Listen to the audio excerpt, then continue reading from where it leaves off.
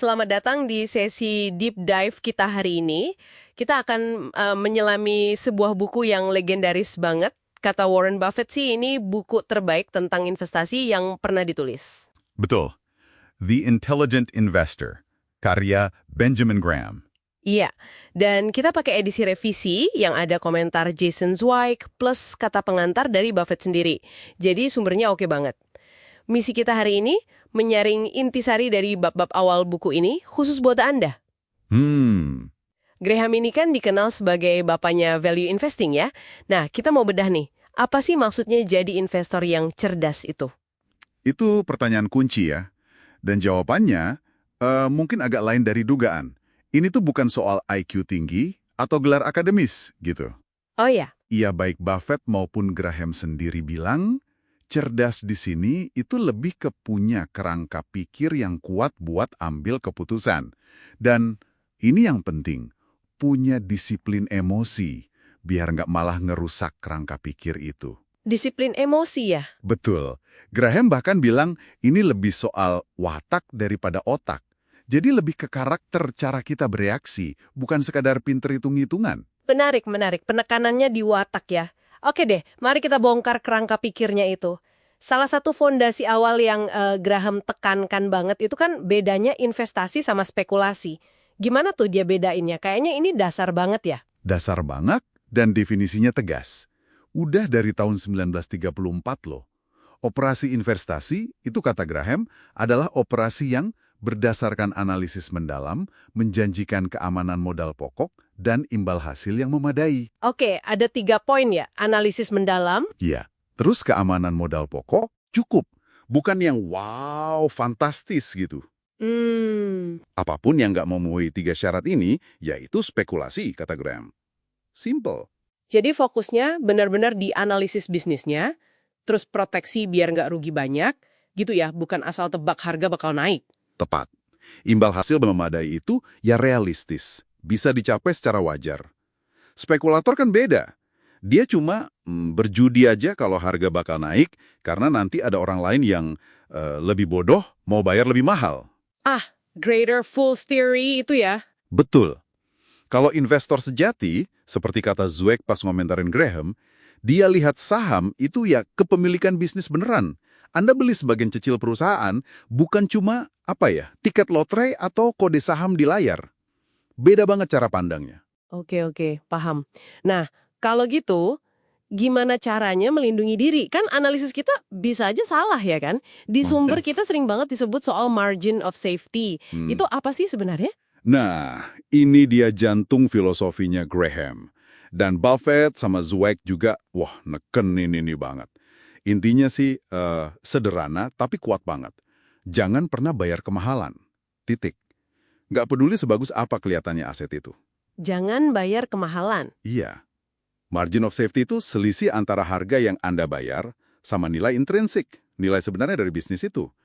Anggap aja kayak bantalan kalau kita salah hitung atau lagi apes aja. Kayak jaring pengaman gitu ya? Persis. Graham kasih analogi bagus. Beli saham itu kayak beli bahan makanan di pasar. Fokus ke nilainya. Apa yang kita dapat buat uang kita. Bukan kayak beli parfum mahal yang harganya lebih karena merek atau kemasan. Fokus ke nilai. Itu cara paling ampuh buat neken risiko. Terus, pandangan Graham soal pasar saham sendiri gimana? Kan di situ semua terjadi. Nah, pandangannya ini pragmatis. Agak beda dari orang kebanyakan mungkin. Zweig ngerangkumnya bagus banget. Pasar itu kayak pendulum emosi. Pendulum emosi? Ya, goyang terus antara optimisme yang kelewatan, bikin harga saham mahal nggak karuan, sama pesimisme yang nggak masuk akal, bikin harga jadi murah banget. Investor cerdas itu, kata Graham, bukan peramal pasar. Nggak coba nebak arah pendulum. Tapi, dia realis. Dia manfaatin ayunan itu. Jual pas orang lagi euforia, beli pas orang lagi pada ketakutan. Dia merespon pasar secara rasional, bukan ikut-ikutan emosi. wah, ini nyambung ke poin penting lain nih. Kalau pasarnya aja emosional begitu, berarti tantangan terbesarnya buat investor apa dong? Justru itu. Tantangan terbesarnya bukan pasar yang naik turun, tapi Diri kita sendiri, diri sendiri. iya, emosi kita. Rasa takut pas pasar anjlok, Rasa serakah pas pasar lagi terbang tinggi. Itu musuh utamanya. Benar juga ya. Makanya, disiplin itu jadi kunci. Graham wanti-wanti banget, jangan ngikutin pasar. Jangan pakai analisis teknikal buat nebak harga atau ngejar-ngejar saham panas. Dia kasih contoh industri penerbangan tuh. Pertumbuhannya jelas, tapi investornya sering rugi. Itu semua buat Graham, ya spekulasi. Jebakan. Oke, jadi setelah paham prinsip-prinsip dasar ini, apa nih saran praktis awal dari Graham buat Anda, pendengar kita? Terutama yang mungkin nggak punya banyak waktu atau pengen yang lebih aman gitu. Ada kategorinya tuh, investor defensif. Nah, buat tipe ini, yang penting aman dan gampang, sarannya Graham cukup lugas ya. Pertama, diversifikasi. Sebarin aset Anda, jangan taruh di satu keranjang aja. Oke, diversifikasi antara apa? Antara obligasi yang kualitasnya bagus, sama saham perusahaan-perusahaan gede, yang udah mapan, untungnya jelas bertahun-tahun, keuangannya kuat. Pembagian klasik yang dia sebut itu, ya 50/50. Setengah obligasi, setengah saham. Itu paling gampang buat mulai. 50-50 ya? Iya. Atau bisa juga pakai reksadana indeks yang biayanya rendah. Atau strategi dollar cost averaging, nabung saham rutin gitu. Investasi rutin. Intinya sih, jangan coba-coba jadi jagoan ngalahin pasar deh. Susah banget itu, hampir mustahil buat kebanyakan orang, bahkan buat profesional sekalipun. Fokus aja ke tujuan Anda sama proses yang benar. Oke, jadi kalau kita rangkum nih ya, dari deep dive awal kita ke The Intelligent Investor, jadi investor cerdas itu intinya bukan soal punya ilmu gaib buat ramal pasar atau cari jalan pintas. Betul.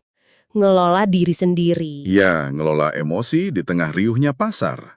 Dan satu lagi, jangan pernah lupa mantranya, margin of safety. Ah iya, margin of safety.